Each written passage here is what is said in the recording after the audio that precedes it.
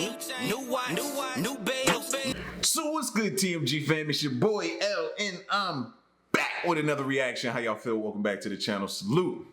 So listen, man, the next video, right? 5 most amazing wilderness and ocean survival stories. Now, when it comes to your boy L, I like to consider myself to have street smarts, a lot of street smarts, you know what I'm saying? Survival skills that would keep me alive, right? But when it comes to the wilderness, that's a whole nother animal, bro. The wilderness and the ocean, that's a whole nother beast, fam. Like, if I get stuck somewhere or I get lost in a jungle, I would like to think I would come out alive, but if I'm a gambling man, if we being for real, bro, I don't know, man. I'm not that guy to be out there all Bear Grylls style, looking up at the sky, talking about, well, you know, it sets, and if I go this way, see, you could tell by the way the trees are growing this way that you can follow this and you'll end up in civilized. I'll be walking in circles for 24 straight hours, bro. Circles for 24 straight hours, man. Seriously, fam, just it's not for your boy. You know what I mean? If I get dropped in the wilderness, you best for sure know that I got tour guides everywhere. I'm not out there because I'm just figuring I can make it back. No way, no how. You know what I'm saying? A lot of y'all with me on that. Just be honest with yourself. That's all. Be honest with yourself. Don't act like you poke your chest out and then you get dropped out there and yeah, you just start crying and wanting your mama because you knew better. You knew better. If you knew better, you do better. All right, so we're gonna get into this video, man. If you're new to the channel, hit the subscribe button. And y'all been running them like they lurking, but they nervous because I keep seeing y'all run the likes up in the chat, baby. So I keep seeing y'all put that in the comment section. Y'all got them running scared, man. I love every bit of it. Every time I see a run the likes up, bro. Like, it lights me up, man. Y'all don't even know what y'all doing to me when I see run the lights up in the chat. So let's get to the video, man. Here we go.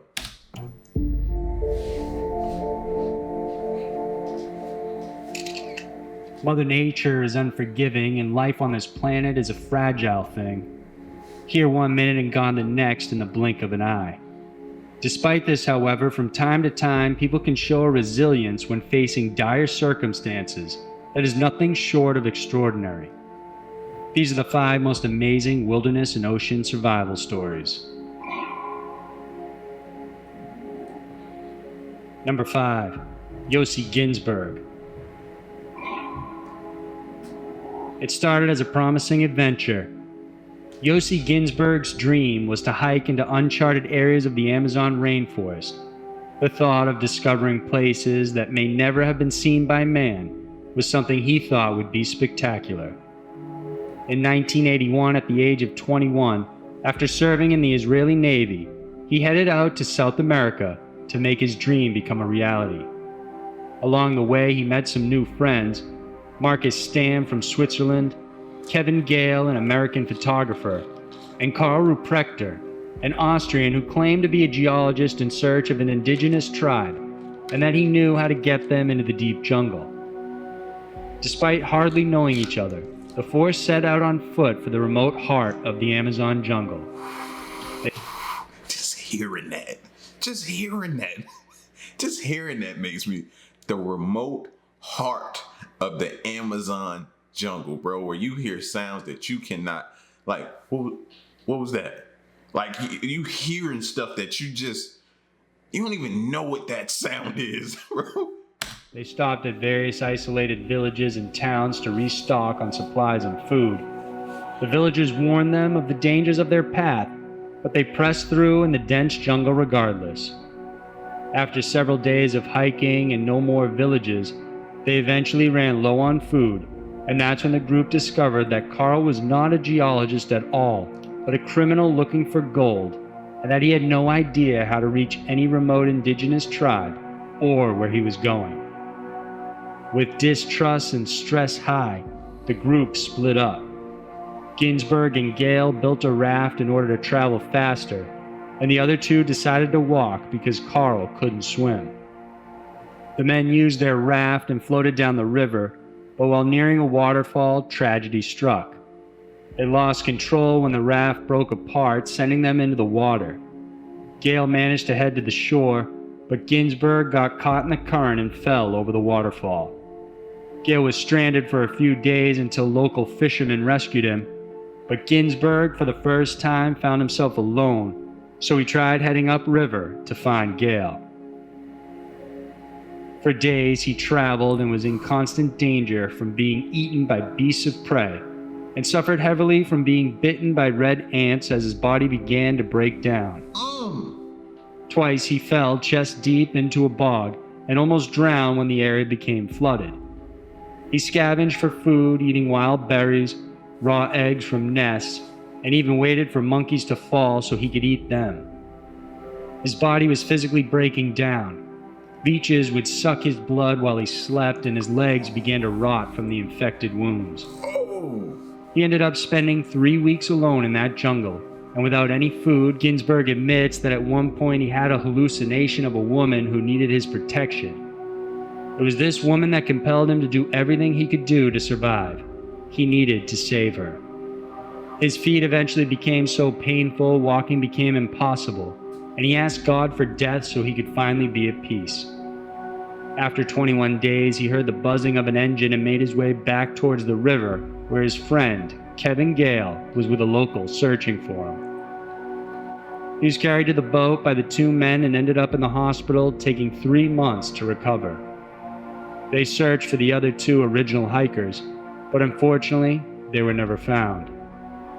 Today, Yossi Ginsberg is a motivational speaker and tech entrepreneur who has also built an eco-lodge for the locals that helped him, that will promote tourism without further damaging the rainforest. See, y'all, I know, I couldn't, what? Now, I ain't gonna say what we can't do, because, you know, when you put to the test and you're back against the wall, you know, there's no limits to what you can do, fam. But I have no reason out there. None. Well, he was out there 20-something days or more. Bro, leeches, ants, scavenging for food, other beasts that's lurking in the shadows. Like, no. Bro was praying for death, fam. Praying for death. That Amazon jungle ain't no joke. Stop playing with it or thinking you can conquer it. Like, fam. And that's crazy. They was duped by that dude too. Let's not forget about that piece of stuff. Like, no, let's not forget about him. You know what I'm saying? Let's not forget about him, because he duped them. You know what I mean? It's a special place for him to rot. It definitely is. It most definitely is. That's like one of my worst nightmares, bro. You flying over the Amazon and your plane goes down and now you're stranded like on some Lost type stuff. Number 4, Debbie Kiley. It was October of 1982. Debbie Kiley was a 26-year-old sailor who went out with 4 friends on a boat on a routine trip from Maine to Florida. From the onset, though, she noticed that there was something wrong. The skipper was lazy, 2 men on the boat kept bickering, and the 58-foot sailing yacht they were on, called the Trash Man, wasn't properly maintained. They made a stopover in Annapolis, Maryland, and it was here on their next leg when they were caught in a fierce storm. The boat was tossed in strong 60-knot winds and huge 40 to 50-foot swells. They barely had time to let the Coast Guard know they were having trouble, let alone inflate a life raft, when the yacht sank in open waters. For the next 5 days, the 5 survivors clung onto a dinghy, and one by one they succumbed to their deaths. The skipper and another man drank seawater out of thirst. Both became delusional and slid off the boat, where they were eventually eaten by sharks. The other woman on the crew was the skipper's girlfriend. She didn't like boats, and on the night of the accident, she suffered a horrible wound to her leg, and soon died. After 5 days, Debbie and another male named Brad were finally spotted by a Russian freighter that brought them back to the U.S. Debbie would go on to write 2 books about the ordeal and is an active speaker and humanitarian today. Number 3, Joe Simpson and Simon Yates. Could y'all imagine being out there for 5 days, fam? Like, people starting to look like food to you. Now your hunger is a different type of hunger. You know, it's not the same hunger that you're sitting around the house and you had to eat for several hours and your stomach growling and you feel like it's touching your back. You know what I mean? You feel like your back is eating your stomach. Not that type of hunger. It's the survival type of hunger. That's probably a different, and I say probably because I haven't experienced that hunger. That's probably a different beast, bro. That hunger that will make you look at people and say, I'll eat you. For Joe Simpson and Simon Yates, the mountains were home. The 2 young men were in Peru in 1985, climbing the remote Sula Grande. Simpson was 25 years old and Yates was 21 at the time. The 2 reached the summit 2 days after leaving base camp, but they say getting up is always easier than coming down. The next day, while descending, Simpson slipped and fell. The impact was so severe he immediately knew he broke his leg, and by then he thought he was as good as dead. Being a climber, he understood it would be near impossible to find help and be rescued up in the mountains. Simpson would say that Yates should have left him, but instead he tried to help him come down the mountain. Yates gave him drugs for the pain and then tied him into a bucket seat and lowered him down the mountain slowly. Afterwards, he would climb down himself, and they'd do the same thing over and over again. Near sunset, they decided to try their luck one last time, hoping to find better shelter once they were lower. But darkness came quick, and they were unable to see that below where they were descending was nothing but a sheer cliff. Once Simpson was sent down, he wasn't able to support his body and spiraled out of control. He tried gathering a foothold, but the snow was too soft and his ice pick wouldn't hold. This put a strain on the rope, and Yates could feel Simpson falling faster until the rope jerked, leaving Simpson dangling in space and all the strain on Yates. Freezing and straining for over an hour, Yates was trying to ward off any movement that could send them both to their deaths. Then, without warning, the snow seat Yates carved himself started to give, and he knew he had to cut the rope, otherwise he would die too. Can you imagine that decision, fam? To cut the rope? A lot of y'all like, nope, I'd have been cut the rope. And y'all are foul, bro. Friends like y'all, who needs enemies, fam? I know it's some of y'all might not say it, but I can hear it. I can hear it going through your head. But that's a tough decision, fam. To cut that rope. Each slice back and forth. You're knowing he's about to die. And you just slicing and slicing. Oh my gosh. When the rope was cut, Simpson miraculously landed on a ledge and onto soft snow instead of the deep crevice 5 feet to his right. Yates, meanwhile, despite shock and exhaustion, continued heading to base camp the next morning. He looked over the cliff for his friend, but couldn't see anything and thought he had fallen to his death. Simpson managed to pull his way from the snowy cavern and spent the next 4 days without food and water, crawling 6 miles downhill over large boulders to reach base camp. When he finally got there, he was severely dehydrated and thought Yates had left camp and that he would die alone. But he hadn't left yet, and Simpson was in disbelief when he heard his friend call out his name. The pair eventually managed to reach civilization. Doctors who operated on Simpson said he would never climb again, but he ended up disproving them by climbing the Andes years later. Simpson holds no blame for what his climbing partner did.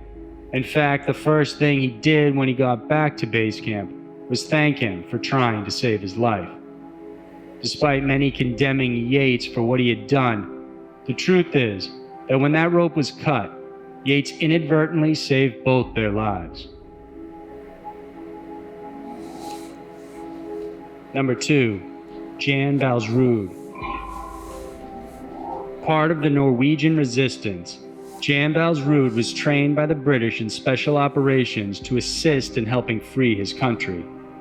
On March 24, 1943, Jan, with 10 other comrades, sailed aboard a 75-foot fishing vessel named the Brathholm on a mission to destroy a German air control tower. The group was given the name of the store owner to contact, but what they didn't know was that their real contact had died, and the replacement was someone who sympathized with the Germans. Soon after landing, the Germans ambushed the ship, but it was filled with explosives for the mission, and since their cover was blown, the men decided to detonate them, hoping to buy some time for them to escape. The men's lifeboats had already been destroyed by the enemy soldiers, which left them in open freezing waters, frantically swimming to shore. Jan somehow managed to make it, but most of the other men were rounded up and killed. He then marched for days in the desolate cold, walking mile after mile on unbroken snow with only one boot. His main thought was to get to the safety of Sweden. At times he would march for as long as 28 hours straight in enemy territory. Farmers and people he met along the way who were sympathetic to the Norwegian cause for freedom sustained him. He would knock on doors, sometimes near death, not knowing if the person inside would help him or turn him in. Among his helpers was a man who outfitted him with skis and boots, rowing him to another shore at night to avoid German sentries. Just as it seemed the rest of his trip would be a bit easier now with the new equipment, a blizzard struck. Jan found it. Like, man, like, give me a break. I just be screaming to the skies, like, give me a break. Somebody, anybody, just give me a break, man. His eyes frozen shut, and he had trouble breathing. Not being able to see anything, he ended up climbing a 3,000-foot-high mountain without even realizing it. After 3 days of wandering, he stumbled across the small village of Furuflaten. Spotting a house, he tumbled inside, and to his luck, it was the home of Marius Gronvold's sister. Marius was a resistance sympathizer, and soon Jan found himself being nursed back to health.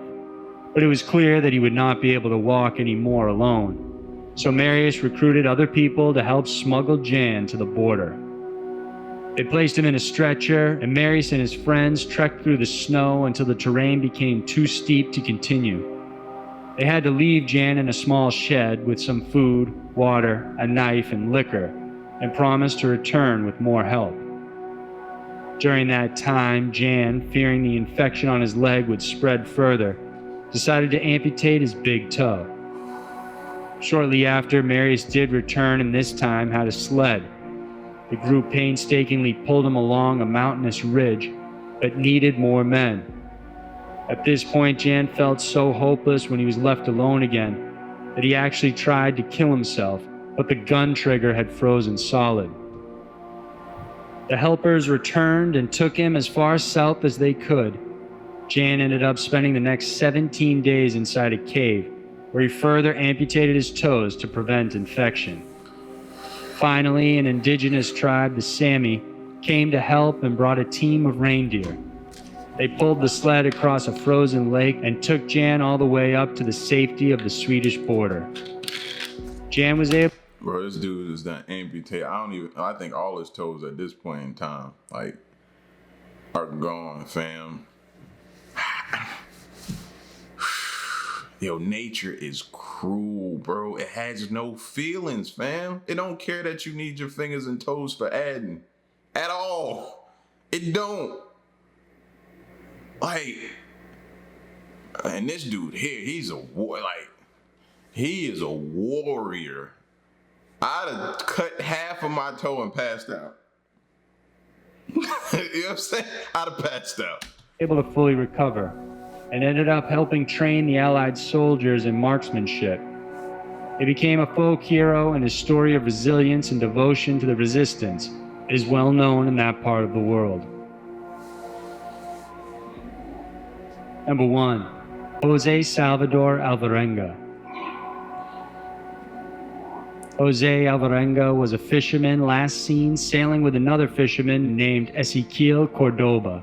On November 18th, 2012. Bro, do y'all see all that water out there? And y'all see that little boat? It's too much water for that little boat, fam. Why we can't get nothing bigger to go out and fish on? Why do we feel like we need to be close enough to the water? Like, why? I don't understand that. And I see people do that sometimes. Like, even when, like, you see, like, the whale come out of the water and it's eating the boat or it's swallowing the boat and the person inside the boat. Like, why are you in that little boat in this huge ocean? It just doesn't register with me. Make it make sense to me. Jose had meant to go with his usual partner out off the coast of Mexico, but he canceled at the last minute. Aboard the 25-foot boat, the men managed to capture their fill of fish, but that's when their luck ran out. After being hit by a storm, they were blown off course. Jose radioed for help just before all electronics stopped functioning. Soon after that, their engine died as well. As the storm grew stronger, they were forced to dump their catch in a desperate attempt to stabilize the boat. The vessel was tossed around while the two men took turns, frantically bailing water. When the storm finally subsided, Jose realized they had drifted too far from Mexico's shore. Despite seeing various planes overhead, their boat was too tiny and they didn't have a mast, so it was impossible to spot overhead. The two survived by capturing fish with their bare hands, and they would eat them raw or in dried out pieces. With their bodies starving for protein and water, they would capture seabirds and sea turtles and drink their blood. Whenever they caught a bird, they would eat every single part of it. But their food source was scarce, and the men would go several days without eating anything. To survive, they also scavenged anything they could find floating in the ocean, from plastic bottles to garbage. One time, they got a bag of spoiled milk, rotten vegetables, and chewed out gum, all of which they still ate and drank out of hunger and thirst.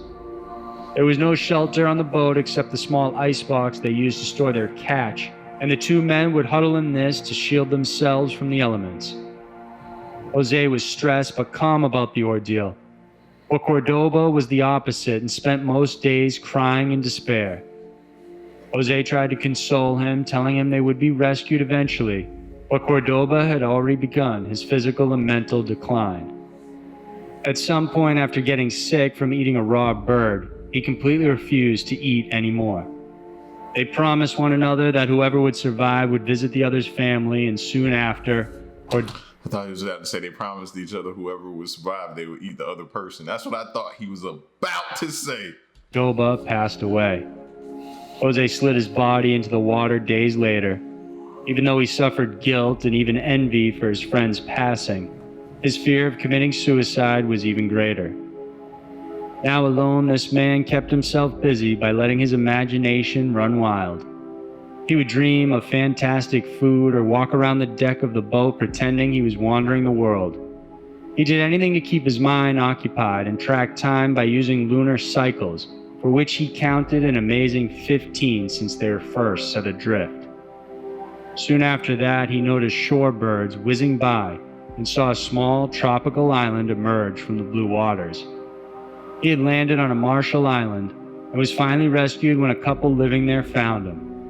He was taken to the hospital and nursed back to health, and he kept his promise to Cordoba and visited his mother to deliver his message.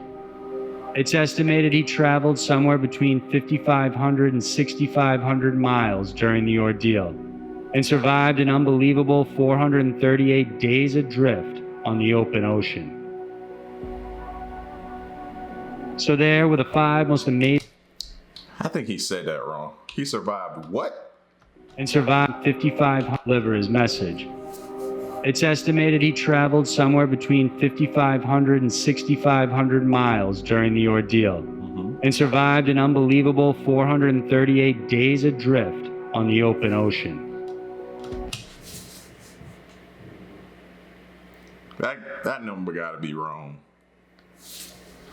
438 days adrift. 438 days adrift? on the open ocean. So there were the 5 most amazing wilderness and ocean survival stories. Surviving the elements Somebody fact check that for me. Fact check that for me. I think he said that wrong. takes grit, strength, and a lot of luck. But more than any of those, as these men and women have shown, it takes a determination and a will to push on, no matter how dire the situation may seem. If you like this video, Yeah, but when your back's against the wall, I never like to say what a person can't do. But bro, I know sometimes it ain't like you go looking for these situations, you end up in these situations, man. That's tough, bro. That's tough. Days without food, days without water, you're scavenging, you're trying to figure it out. And for some of these people had, the wilderness skills, the survival skills that many of us may not have. You know what I'm saying? So I recognize that these ain't my elements, bro. You know what I mean? And I respect it as such. You don't see me running out. That's like people who go to a pool and know they can't swim and run out there and jump in the deep end and then start to flail around and drown when you poke your chest out like you can swim. I've seen it happen many a times, bro. Many a times. Like, nah, man, respect Mother Nature or she'll make you respect her. Understand that. Respect the elements, man. That's all I'm saying, bro. Y'all get at me in the comment section. Let me know what y'all thought of this video. Super dope. Till the next reaction, my peace. Y'all stay solid. Hey.